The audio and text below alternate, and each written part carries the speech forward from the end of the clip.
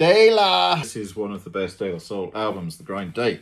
And the song that we are going to be talking about today is Rock, Kane, Flow, featuring one MF Doom, all caps, when you spell that man's name. All big letters, but it isn't no acronym. If you don't know about De La Soul, fuck you. But if you do know about De La Soul, you might only know that album there, 3 Feet High and Rising, in which case, fuck you.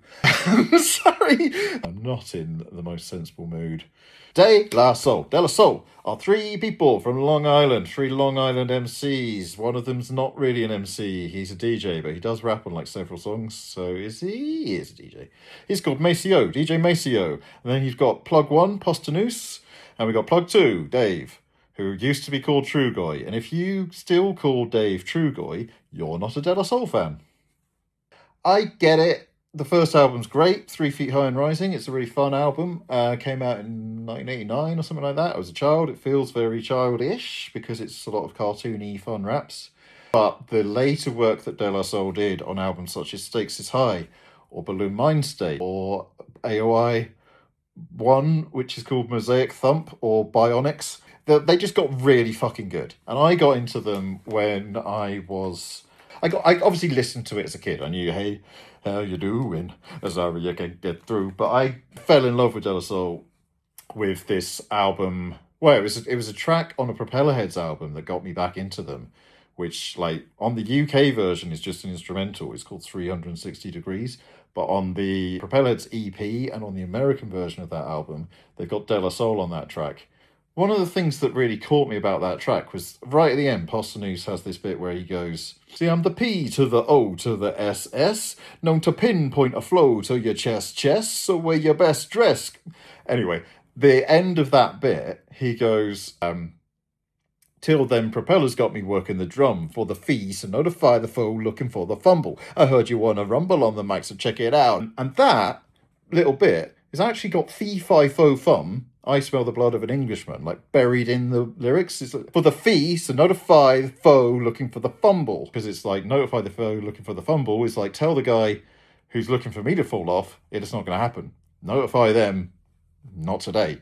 And I was just blown away. A, that's some of the best rapping I've ever heard. And B, that was a throwaway track. So it wasn't like a statement on their album. It wasn't like, these are the best rhymes I've written and it's going to be like a De La title track. That was throwaway. That's how deep the well of Postanus's like pen is. De La Soul, my favourite rap group of all time. I've seen De La live so many times. Why are people emailing me? What do you want? So, De La live is transcendent experience because their live show had some of the best. Obviously, they got a great back catalogue, they got great songs, but not everyone knows those songs. So when they performed live, they would have this tactic, let's call it that, where at a certain point, about 20 minutes in, either Dave or Poss would go, now which side is the livest side? And then it would be like Dave would wander up to the front of the stage and he'd be like, I don't know, I think my side's kind of live. Poss would hear that and go, your side? I don't know, I think my side's kind of live. Dave would then be like, let's hear him, let's hear the crowd. Get the crowd shouting, and then Poss would be like, nah, the party's over here. They might not mention it for a bit. 2 songs later, maybe now Poss goes, I think you might be right, Dave, the party is over there. And then that side of the crowd goes fucking crazy, because they've won. They've won in that moment. And then Dave might come over to the right-hand side, Poss's side. Poss is always on the left as you look at them. So it's stage right. Dave would come over to stage right, and he would be like, I don't know, is this side live? They would get live. Then there would be an argument back and forth, more songs. That builds and builds and builds. James Acaster, by the way, in his book, he described this as happening in a festival in France. And obviously it happened every fucking time you went to a De La show. But he seemed to think that it was a one-off. That day, De La Soul decided one side of the crowd was liver than the other.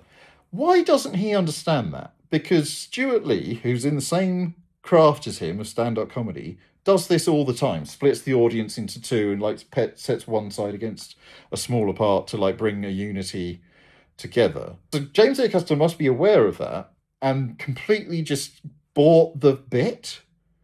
Seems weird, but if you look up his book, Perfect Sound Whatever, he totally misunderstood what was happening at a De La Soul concert. Just wanted to bring that up. I've got a little dinosaur. He squeeze him. He does this.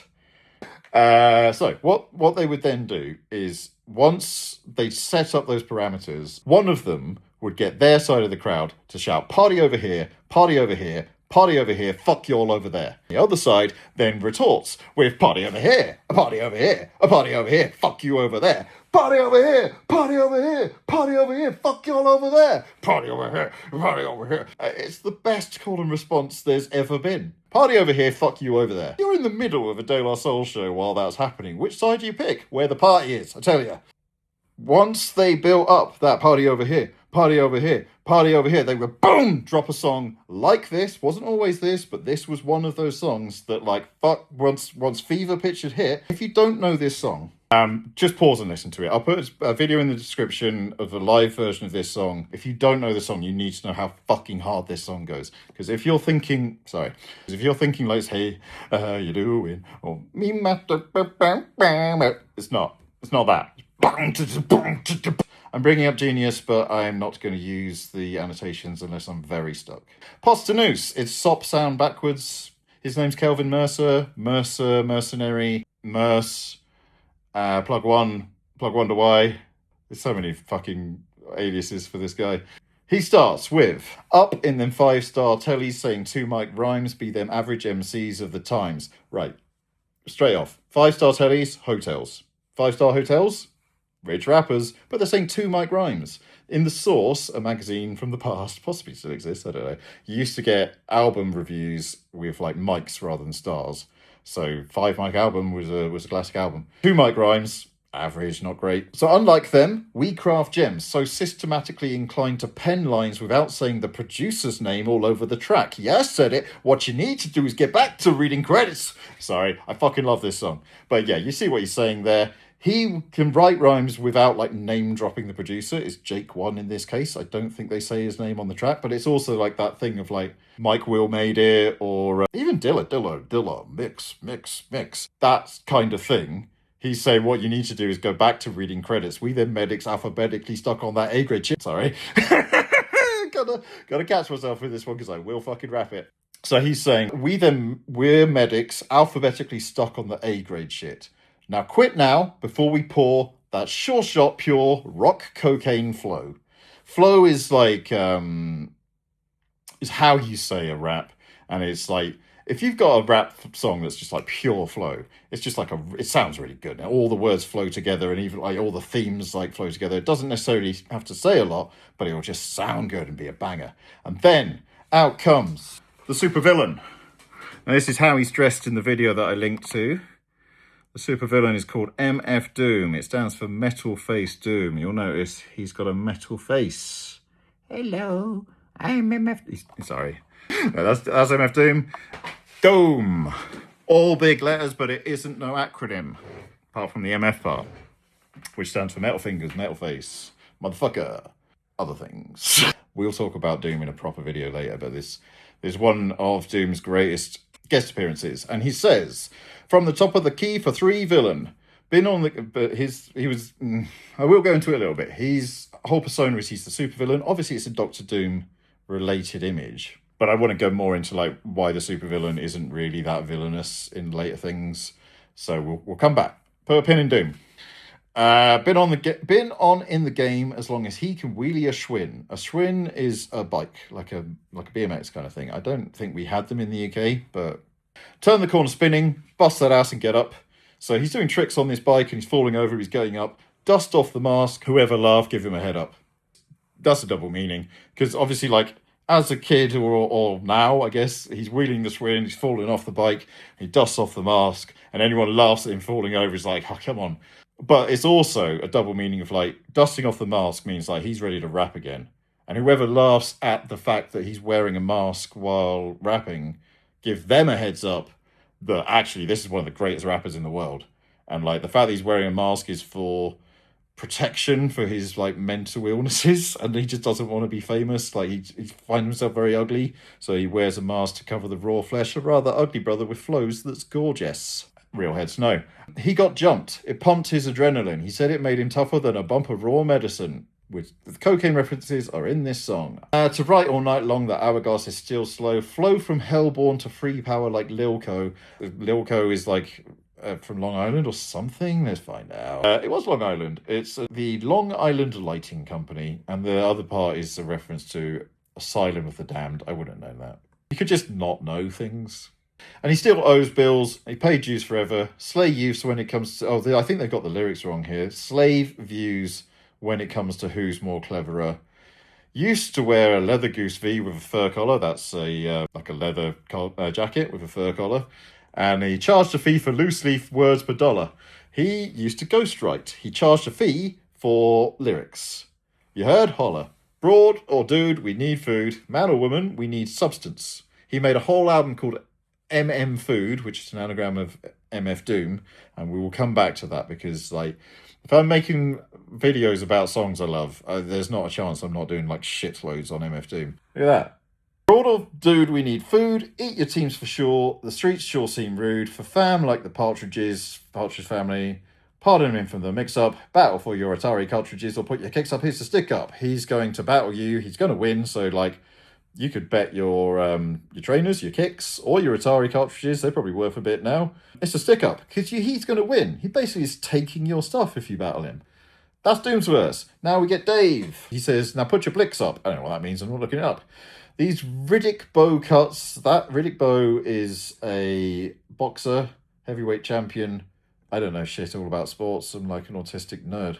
These Riddick Bowe cuts is fold like Pinot flicks and give him 20. That's so complicated. Dave was a fucking writer. The danger in his eyes let you know he's a brawler. Bring your tallest champs like that much taller. 10 pounds heavier. One step ahead of it. This is just Dave saying, I'm fucking better than you at rapping.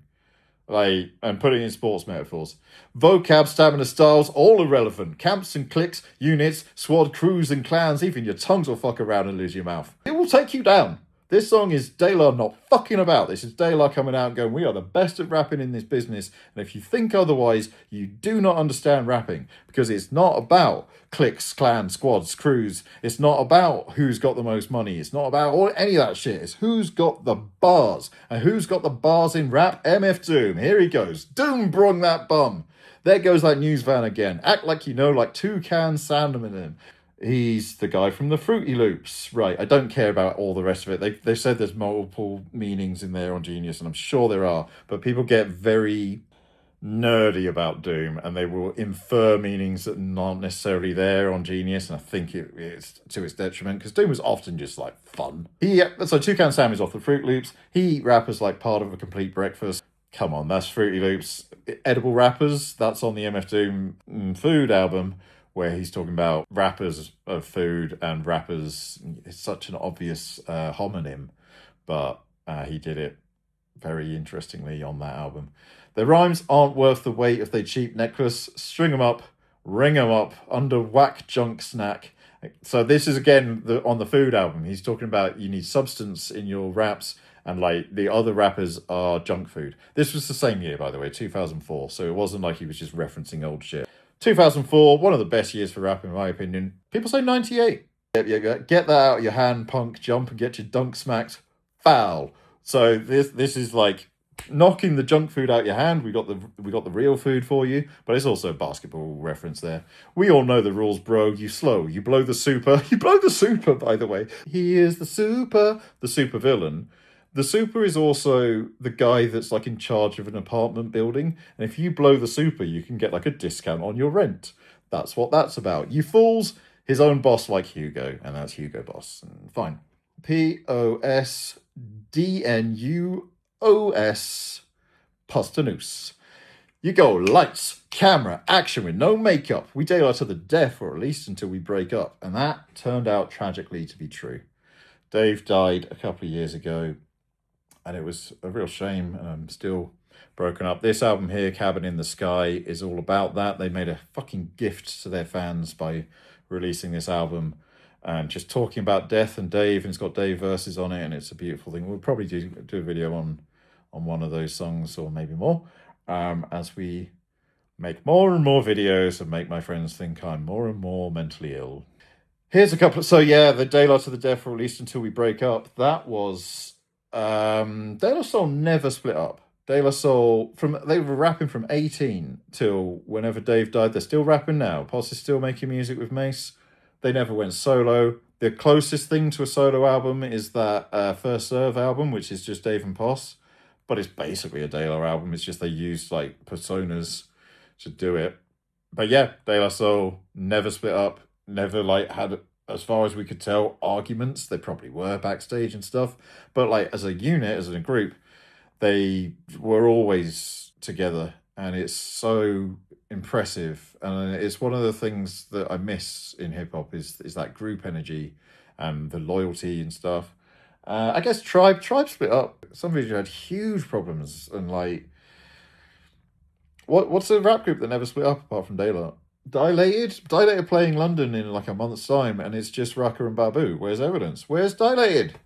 Where are the fucking groups, motherfucker? Anyway, here's a couple of nice guys who finished first. So nice try, but the prize is ours. Disperse. They say the good die young. So I added some badass to my flavour to prolong my life over the drum. So De La Soul, as we heard with this album, 3 Feet High and Rising, and De La Soul is Dead, they got very much labelled as hippies. And then in their later albums, they added a little bit more danger. There's tracks with Ghostface Killer on this album. Flavor Flav's on this fucking thing. But yeah, I think the Ghostface, there's a bit of danger to their style now. But they weren't that popular when those albums were coming out. The greatest albums that De La Soul ever made, apart from Stakes is High. Stakes is High is their one. But those albums after Stakes is High, every single one fucking bangs. And if you don't know them, time to learn, time to catch up. This album is fucking 20 years old, 22 years old. I'm so old. Everyone cools off from being hot, says Posse. It's about if you can handle being cold or not. And they could. They put out albums when no one really gave a fuck about them, and they had the best writing of their careers, and they had the best beats, and it was the best shit. And not everyone cared. People still went to the concerts and wanted do do do do do do do do. And when they performed that song live, if you watch videos of them at Glastonbury or whatever, just find a performance of De La, you will notice, if you listen with your ears, are your eardrums open for christening? Are you listening? When they're rapping that song, they're actually saying, we hate this song, over and over again, all the way through. It's just me, myself, and I. We hate this song. Da, da, da, da, da. It's just, we hate this song. And you can see why. They had to perform that over and over again since the age of 18. And they're in their 40s, 50s now, probably. I don't know how old they are, and I'm not, I'm in my 40s. They've done that song so many years and they're bored as shit of it, so they just like say we hate this song while they're singing it to entertain themselves, and the audience don't notice half the time. So like, yeah, we was told to hop on No One's Dick by Prince Paul. Prince Paul produced their early albums, I think the first 3. We stayed original ever since. You damn sure did. First to do a lot of things in the game, but the last to say it. No need to place it on a scale to weigh it. And we don't do it for the praise or to raise the bar, but it's raised anyway. So amazing are the 3 LI, Long Island brothers from the other way of thinking. Hey, your lady's winking. I think you need to control that, or I'll have to hold that. Dave's last bit. Dave, thank you, Dave. You've rapped your fucking ass off and you made some classics along the way. The elements are airborne. I smell the success. That's about weed, isn't it? Yo, let's cookie cut this shit and get the gingerbread, man. That's about, let's take what other people have invented and done, do exactly the same thing, and get money off it. People are going to do that. Biters going to bite. Haters going to hate. Sacrifice mics and push drugs to these rappers. Puff ponies till I turn blue in the lips. Sipping broads like 7-Up. So refreshing. I finger pop these verses like first dates. Dave's verses are too complicated for me to even think about. By the way, Genius has not... No one's annotated these lyrics. They've gone to fucking town on the Doom bits, but if you want to, like, prove how much you know about rap and you want to, like, get some Genius points, for whatever reason, that's open. The last 2 lines, though, is about being... Sometimes in rap music, we're just talking about age. Like, I'm 44 years old. Sometimes you feel too old to be involved in hip-hop culture. Dave says here, the birthday is September 211968. Too old to rhyme, too bad, too late. Peace. Thank you, Dave.